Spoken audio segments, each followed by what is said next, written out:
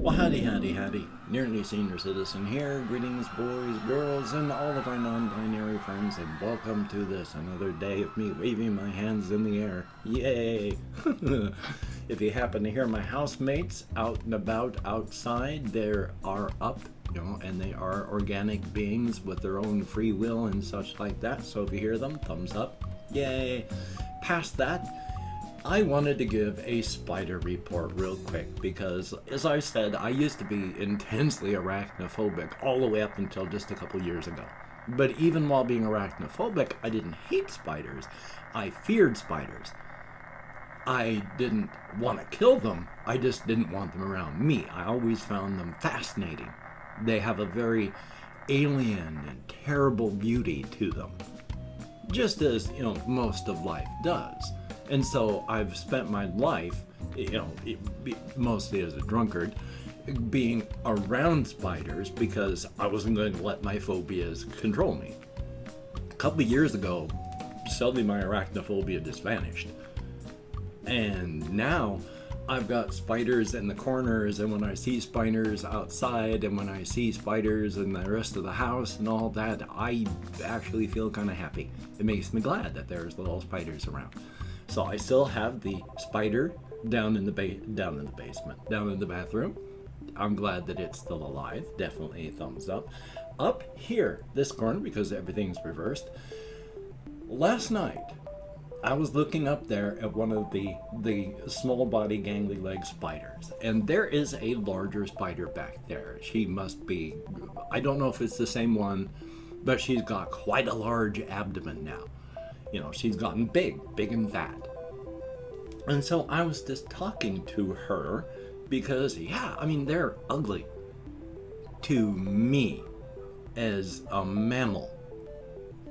But to them, of course, they're fine. They're perfect. They are sleek little killers. They are the product of hundreds of millions of years of survival. So yeah, it doesn't matter that I find them ugly in that particular case, with their big fat abdomens and their tiny fronts and then hanging upside down in their tangled webs. They're sleek killers. So I was just looking at her and then looking at some of the other spiders up there. And then I noticed a bunch of these tiny little spots because their sky mansion, the web back here, is pretty extensive, and I've let it stay. And they come out and they hang far out. And that's fine. But I was looking at that while I was looking at her and using parallaxing with our vision. You move your head just like predators out in the wild, and you can see what's in the middle because the background is moving because your head's moving, but something in there doesn't. And there are a bunch of little spots. And there were a bunch of little spider babies. And that was so cool. They were crawling on webs, and they were making webs, and they were doing stuff and climbing around, and there were lots of little dots everywhere, and I was all for it. I think it's cool. I can't see as many this morning, so they've been spreading out. So cool. I don't know whose egg sac hatched. I don't know where that egg sac was, but cool. But also, what does happen, these spiders right here, because I guess they can see me moving, when they see me moving, they go back behind the bookcase. So they hide back there and they do things. So who knows what's back behind the bookcase? As long as they're back there and living, that's fine. So thumbs up. And that's the spider report for this area. Yay. It has, of course, still been raining, so the weather in Shelton is damp, and sometimes it's misty, sometimes it's outright rain, and I still, like I say, I'm going out walkies in just, short sleeve shirts, and I'm more than warm. So, yay. But part of that could well be just because I've talked about this before, because I go walkie so much, I have a lot of lean muscle in my legs, and because of that, they heat up quickly, which heats up your blood, which heats up your body, and when I'm exercising, my body pumps out the BTUs. I just burn hot, so that could well be part of it too. Excuse me. There is something else I wanted to talk about, and this one's more heavy duty, but it's about the whole, because I had therapy yesterday and I talked about this with my therapist. I've known since I was 22 that I have had biochemical depression. So that has colored my life. It hasn't been until fairly recently I've been able to look back on my life, and I'm going to have a great big old metaphor and analogy here. Imagine your life is a plate, a nice concave plate that you put things on, and these are the things that you do in your life, the plans that you've got, your goals. You put things on your plate is a common metaphor, to talk about your plate's too full or all that, but your life is your plate, and you put things on that for things that you're going to do. I had not realized until fairly recently that my depression meant my plate, instead of being like this, was more flat with a slight dip outward at the edges. So instead of it holding up, and putting on a plate of spaghetti and the sauce stays in, no, I'd stack stuff up and then they'd run off the edges, and I could never figure out exactly why, until now, of course, I realized the depression changed the shape of my plate. But as I was talking about with my therapist, I'm one of those lucky ones that had the big trifecta of conditions that tend to go together. And that was the ADHD added on to it. Discovering that a few months back. Now I can look back on my life with those lenses and realize that not only did my plate have the edges dip down like that so that things would run off, but instead of it being a nice flat surface, it's wobbly and uneven with pits and holes and climby mountain parts, and it's hard to stack things on a plate like that. Things are very unstable. They tend to fall and then roll off of your plate. And I had always wondered my whole life why I would put things on my plate that seemed like an appropriate amount of things, and they all fell apart. Well, the plate, unbeknown to me, had that, and unbeknown to me, was all wobbly and uneven. And of course, fairly recently, discovering that yes, in fact, I am on the autism spectrum, I have taken a look back at my life with that knowledge and realized that my plate is only about a quarter of the size that I thought it was. So when I was piling up what I thought was an appropriate amount of things in my life, with goals for a plate this big, with the raised up lip of that size and stability, and really it's been about this big with the edges down and kind of hard to stack things on. So when I was stacking stuff on this plate, my actual life, it was been way overloaded because I thought it was this, and it's been this. That's not to say my actual plate is any less valid than the mental plate that I had. It's just different. And realizing that, yeah, things have fallen apart because I've been overstacking my plate.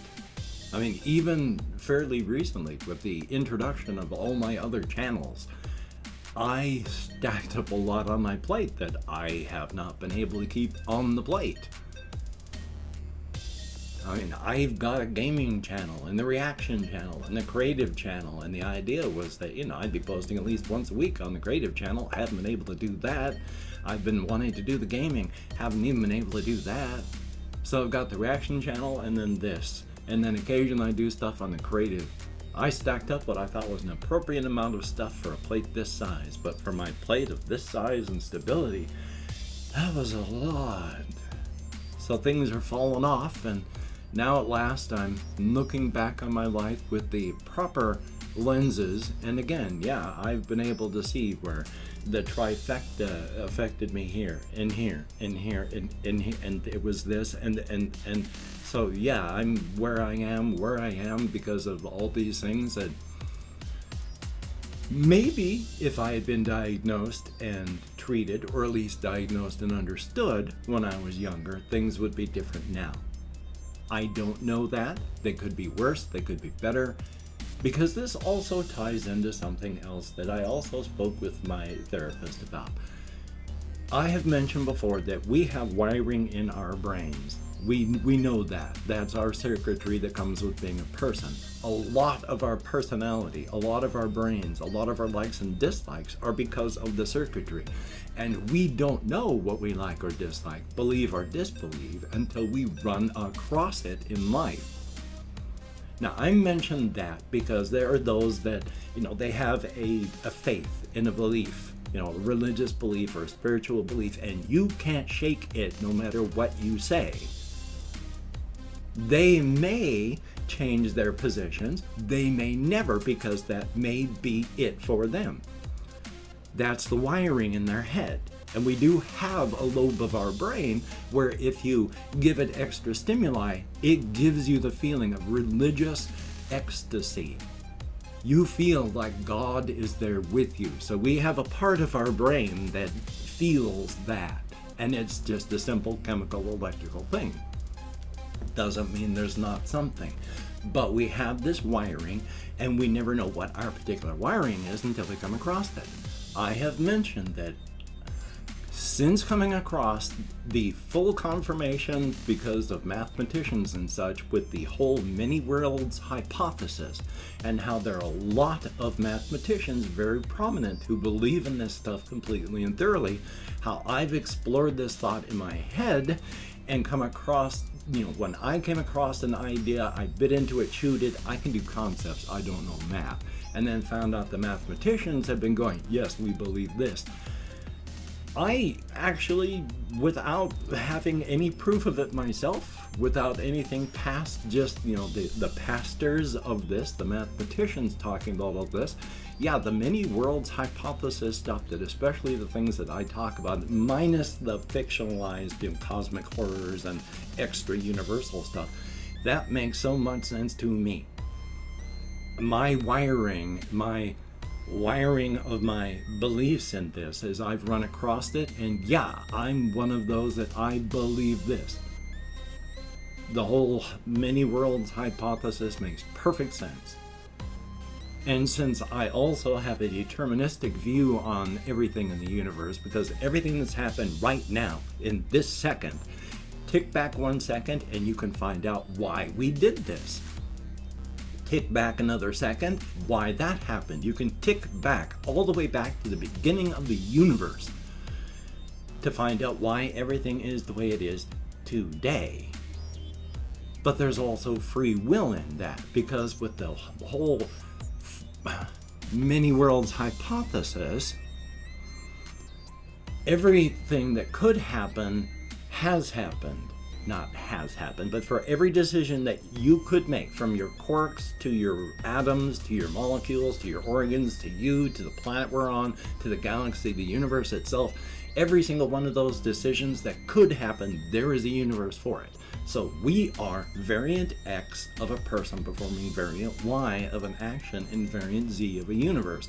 Each one of these places has its everything started at the beginning of the universe, of that universe. The moment of inflation, that particular arrangement of everything in it, that's what happened. So in our universe, like if I throw a two six-sided dice, the roll of those dice was determined 14.5 billion years ago. So every universe has a script. But of course, we're living the script. We're down here because we're living the script. Those 2 dice could be anything. I mean, within the range. But they could be anything.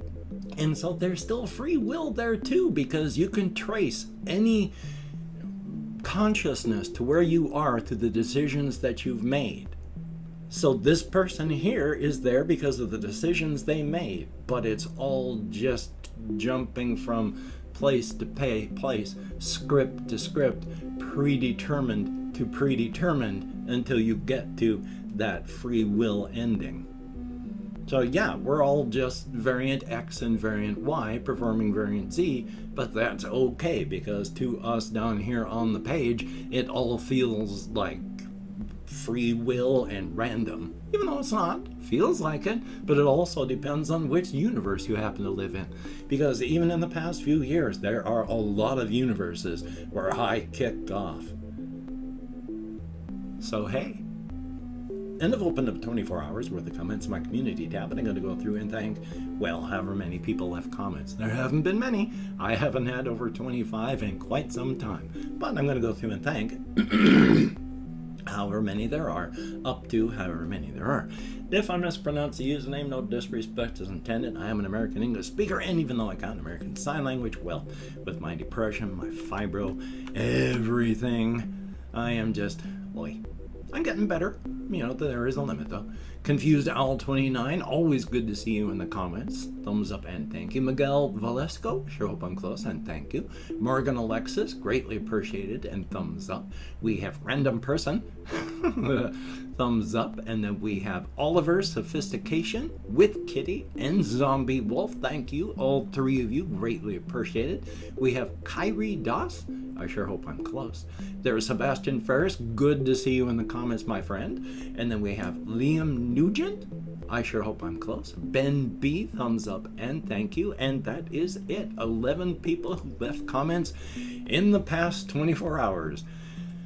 Yeah, my last video just did not perform well. My vlog was just buried. Oy vey. I mean, they don't do well at all anymore. Yesterday's did a whole lot worse than normal. Oh boy. Life is life. Anyway, though, with my hands in the air, if you could check out my various links in the video description, which I do not know where it is based on the device that you are viewing on, but inside there are links to all my channels as well as Twitter, Facebook, and Patreon.com. And if you could become a beautiful and awesome Patreon.com patron like one of these beautiful and awesome people, that would be beautiful and awesome. These people keep me fed, keep my pets fed, keep a roof over my head. That all right. Thumbs up and thank you all. If you'd like to help me out without becoming a patron, inside of the video description I have links to things like my PayPal if you just wanted to help me out by sending money, and I'm always desperate. I am drowning.